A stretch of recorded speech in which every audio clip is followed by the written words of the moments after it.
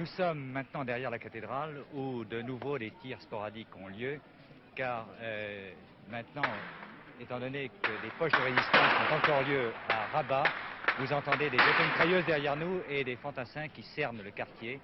Ça tire encore dans certains coins de la ville, du quartier de l'ambassade de France, du côté également du Palais Royal, et les mutins auraient pris des otages et on essaye actuellement de les rechercher. Vous voyez que la situation est encore très confuse à l'heure où nous vous parlons.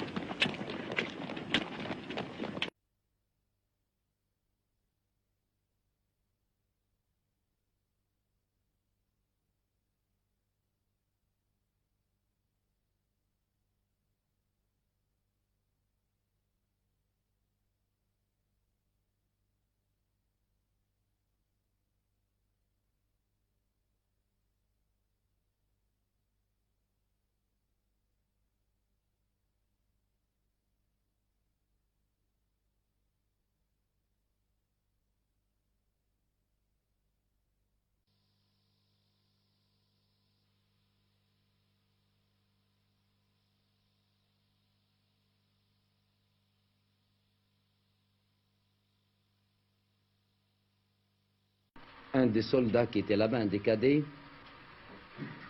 me fit signe de le suivre. Pour vous parler très franchement, j'étais à peu près convaincu qu'il m'entraînait dans un recoin afin de pouvoir m'exécuter dans la plus grande tranquillité. Lorsqu'il se vit à l'abri des regards indiscrets, il se mit au garde à vous.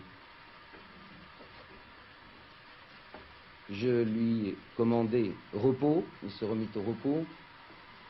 Je lui recommandai garde à vous, lui tendai ma main et lui dis qu'attendu pour baiser ma main. Ce qu'il fit. Alors je lui dis, mais qu'est-ce que c'est que cette histoire? Il m'a dit, on nous a dit que le palais était attaqué, que votre majesté avait des ennemis et nous sommes montés. Maintenant, je tiens à vous dire que vous en avez encore des ennemis, veuillez vous cacher. Je lui dis non, appelle tes camarades, baissez les canons de vos armes, suivez-moi.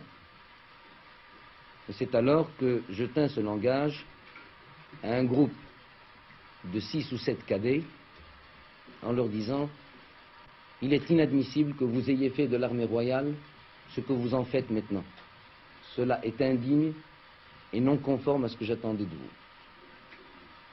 Immédiatement, quelques-uns se mirent à pleurer et nous avons récité la Fatiha, qui est la première sourate du Coran, et je dois dire qu'à partir de ce moment-là, ça a été le dernier épisode, l'épisode du dénouement, qui a fait que j'ai pu récupérer tous les officiers qui étaient prisonniers et les expédier dans les différentes régions ou les différents services du royaume.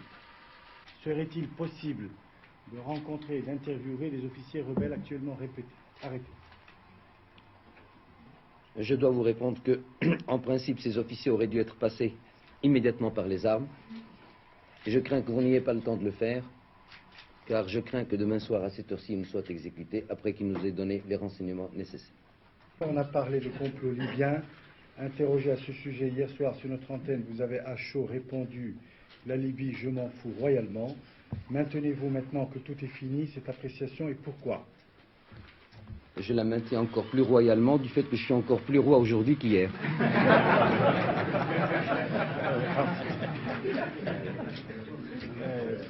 Quelles sont, Majesté, les dimensions et la nature des pouvoirs accordés par le roi Hassan II au général Oufkir et quelles limites est-elle fixée à leur durée? Le général Oufkir et le général Driss se départagent la tâche. Malheureusement, ils n'ont plus leur troisième homme qui était le général Bachir qui a trouvé la mort hier.